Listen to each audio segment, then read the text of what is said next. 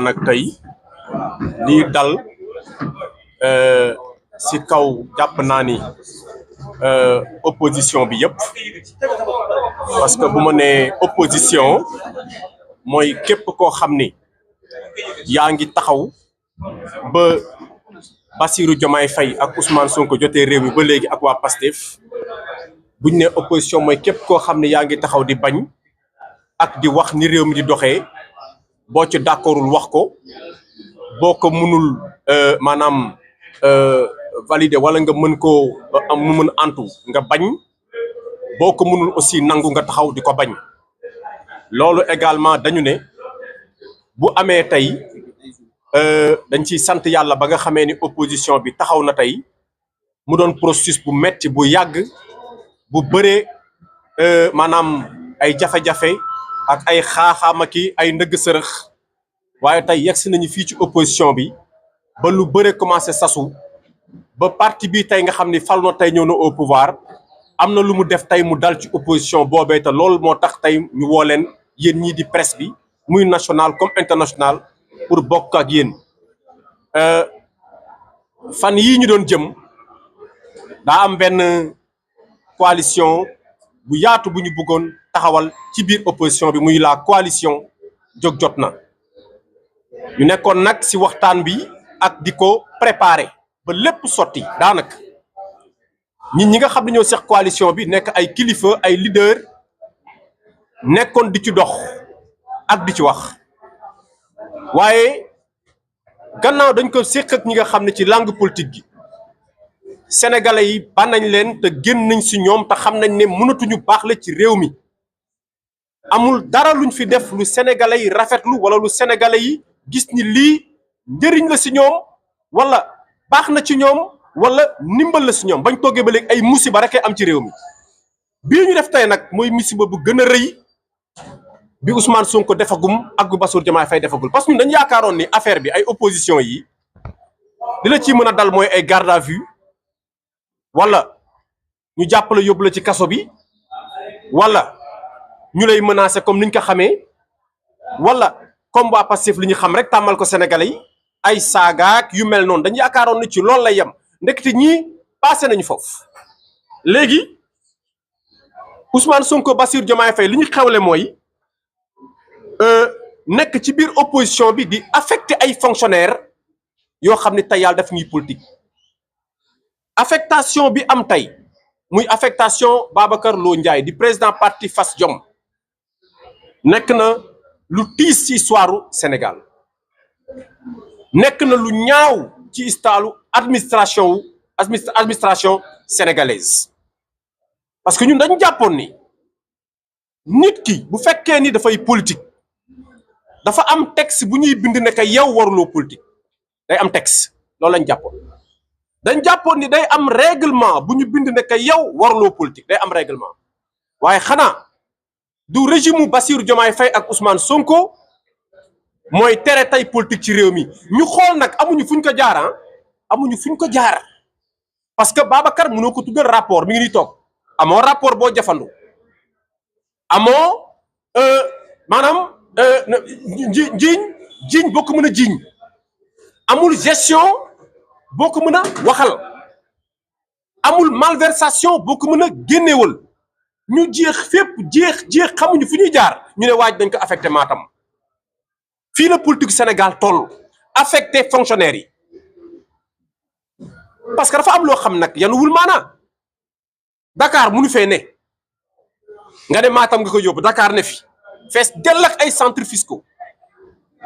Louga ne fi Thiès ne fi Saint-Louis ne fi nga dem ba Matam te wóor na ma ni bu amoon région bu jéggi Matam jàll Mauritanie ñu yóbbu ko Mauritanie mais c'est-à-dire que soxor gi ci politique lan la ñu woote nag pour wax leen lu leer ñun lii ñuy def di teg ko muy coalition jóg jot na Bassirou Diomaye Faye mënu koo tere juddu Ousmane Sonko mënu koo tere juddu tuuti nañ ci parce que nag ñun dañu pare pour lépp man mi di toog ak yéen fii bokk naa si njëkk jàpp dugal leen ci kaso bi te ci régime bi lañ ma dugalee ci kaso muy Ousmane Sonko ak Bassirou Diomaye Faye léegi nag comme que xam nañ ne kii amul loo ko mën a toppee waxu fi peut-être luñ koy yóbboo procureur mënu faa saisir autosaisiru mënuñu ko woo amul njuumte gum def ci waxam wala dara nga ne xaaral ma xool administration bi gannaaw bu ma bindee këyit mu dem xaar ma bind këyit mu dem loolu dafa salte dafa ñaaw ci politique ñoom bañ leen daan affecté fii fekkee nañ ko ñoom ñëpp dañ daan taxaw di ñaawlu seen affectation yi fii lañ fi affecté Guy Marius Sagna Sénégal yëpp jóg bu fi kenn taxaw nag naan ñu dañ ko affecté daa war a dem parce que ña la koy wax keroog ba ñu affecté Guy Marius Sagna waxuñu ko woon nañ waxante dëgg te bàyyi caaxaan keroog ba ñu affecté Ngagne Demba Touré tribunal bi greffier yëpp a taxaw ne du dem kii nag fonctionnaire la comme ñooñu la amoon nag amaat na kon nag ni ñu amee woon ngor bañ ko ci Ngagne Demba Touré bañ ko ci ku mel na nu ñu ko waxeeti Guy Marius Sagna nañu am ngor tamit bañee ko fii parce que nag lu dul dëgg du dëgg lu dul dëgg du dëgg ñuy woo nag képp koo xam ni droits humains ak syndicat nga ak intersyndical si ngay yëngu ñu lay woon ne la kii c'est un cas clair c'est un cas clair mais de violation du droit des travailleurs c'est un cas clair manifeste c'est un abus de pouvoir te daañ ko yóbbu nag fépp fuñ ko war a yóbbu cette décision là bi ñu génnee le 22 cette décision là bi nga xam ni le directeur des domaines moo ko génnee na ko leer ni nañ ko waxee fii mu dégg ko daañu attaquer cette décision de Jean Collé à la Cour suprême parce que duñ ko nangu ay affectation arbitraire buñ leen ci bàyyee fonctionnaire bu politique daañu yeewu suba neel demal région nangam loolu nag kenn du ko nangu nañu bàyyi jàmbur postam ñëpp xam nañ ni Babacar Lo Ndiaye amut ak ñoom xaar ma yàlla te dafa am droit def politique loolu na leer kenn nëbbu ko ñun nëbbatuwuñ dañuy politique comme ñoom niñ daan politiquer ci administration bi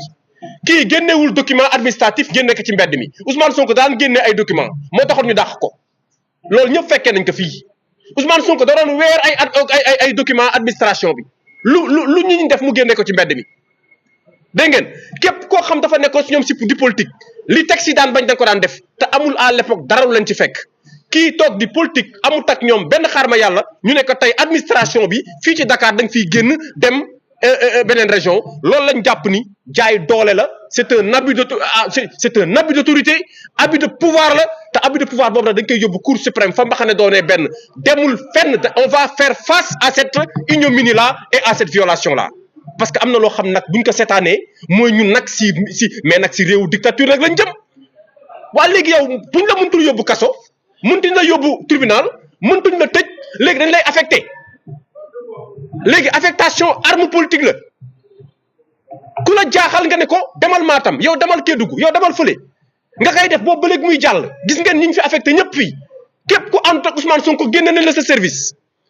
wala ñu mettre la au frigo mais noonu la ñu bëgg a yoree réew ba 2029 fonctionnaire yëpp dañu war a noppi duñu noppi tey duñ noppi suba duñ noppi gannaaw suba daañ ko delloo ci postam bu dul loolu daañu jàkkaarloo ak ñoom te fépp foo xam ne maanaam droit la daañ dem ci réew mi boole leen fa yóbbu fa suñuy plainte déposer ko fa xeex ak ñoom ci justice parce que Cour suprême moom daañu déposer une lettre pour annuler cette affectation là qu'on estime injuste par rapport à ses droits en tant que fonctionnaire ñuy wax loolu di ko fa yamale di jox la parole à tous ces gens là incha allah ñu gaaw ñu waxtaanee li nga xam ni moo xew nekk une violation terrible lu kenn mësta gis lu kenn mënta nangu